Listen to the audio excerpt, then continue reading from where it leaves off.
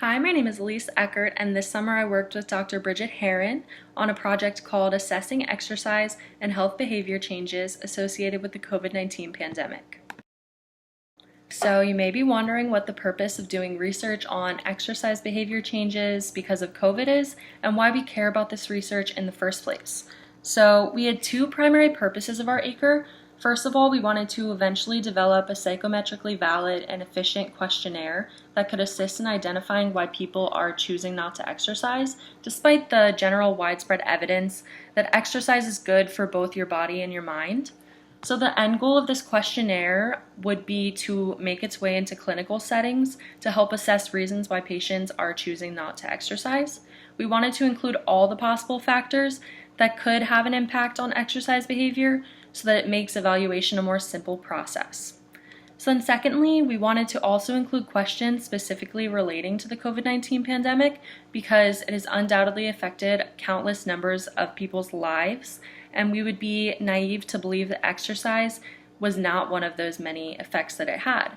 So by including the pandemic in our research, it allows us to achieve more complete and accurate results, taking into account recent events. So really, we were just trying to include all the possible reasons for lack of exercise. This research is becoming increasingly more important because of the lack of exercise in America. Many Americans find themselves struggling to get into a consistent routine of exercising, despite having the knowledge, as I said, that exercising is good for you. In fact, a countless number of Americans are still living sedentary lives, and according to the CDC, less than half of the adults in America meet the minimum physical activity recommendations. So given that the pandemic caused many changes in people's lives, we were able to find research reflecting that exercise behavior has especially changed as a result of the pandemic as a whole. So it would be useful to explore why exactly these changes occurred.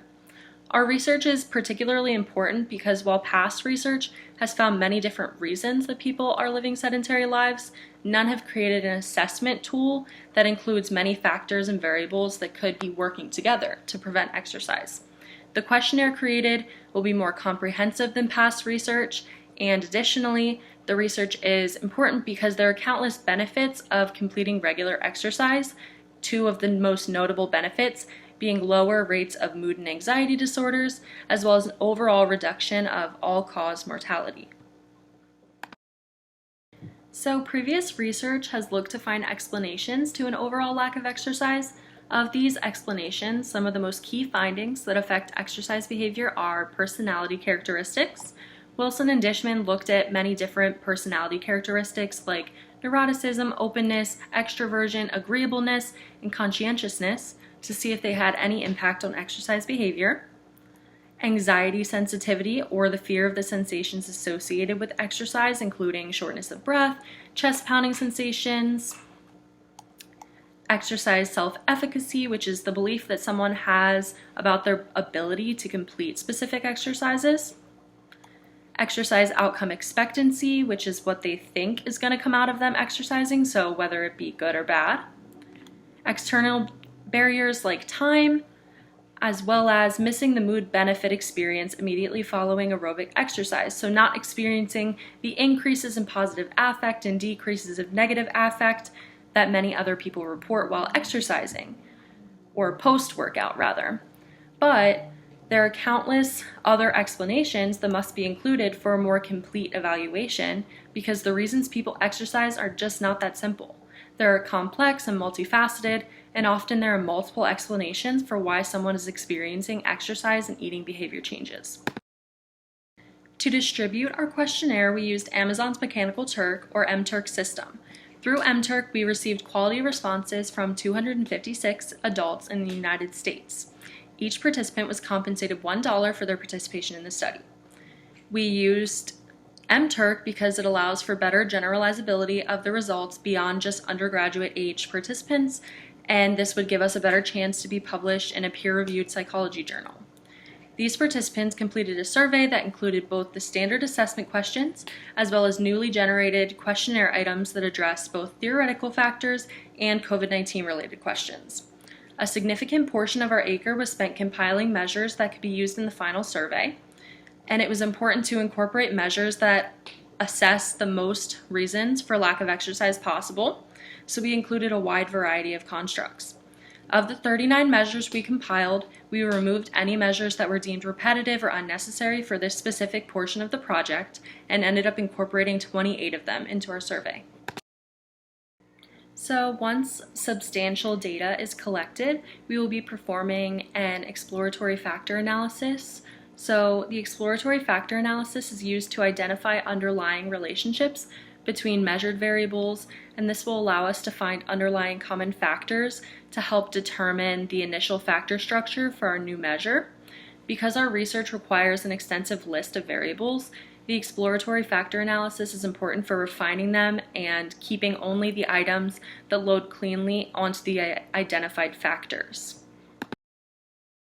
I hypothesized that people who decreased their exercise the most during the COVID-19 pandemic would be individuals who had fewer practical opportunities to go to the gym and work out, whether that be because of gyms closing just for a while or being COVID cautious and not wanting to go out.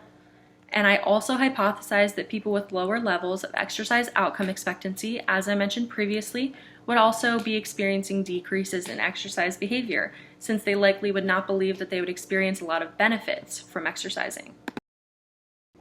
Despite having 256 participants to complete our survey, we will be working to recruit more participants to achieve the necessary statistical power in order for us to do an exploratory factor analysis.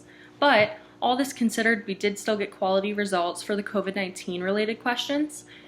We worked to come up with questions that would help determine if a participant would report changes to exercise and other health-related behaviors such as eating, substance abuse, preventative health care, etc. And this allowed us to get a better idea of the different components working together to keep people from exercising and what impact that's had on people. In the scale we used for the COVID-19 related questions, a score of 1 would indicate a significant decrease, whereas a score of 10 would indicate a significant increase. Some of our most notable results were surrounding both exercise and eating habits. So when participants were asked about the frequency of exercise since the pandemic began, the sample mean was a 7.56, indicating that overall workout frequency had increased. Similarly, there was a question that asked participants about the duration of their exercise, and the results were almost the same, with a sample mean of 7.66. Now, what surprised us the most was that despite reporting higher exercise frequency and duration, when participants were asked if their weight had increased or decreased since the pandemic began, they indicated that their weight had also experienced an increase, with a sample mean of 6.86. So this could definitely imply that it's not necessarily decreased workouts causing these changes, but rather problematic eating habits that have developed because of the pandemic. Lastly, I would like to thank Albright's Undergraduate Research Committee for allowing me the opportunity to complete this project and for providing funding. And I would also like to give a very special thanks to my faculty advisor, Dr. Bridget Herron, for allowing me to contribute to her research project and for acting as a mentor throughout the entire process.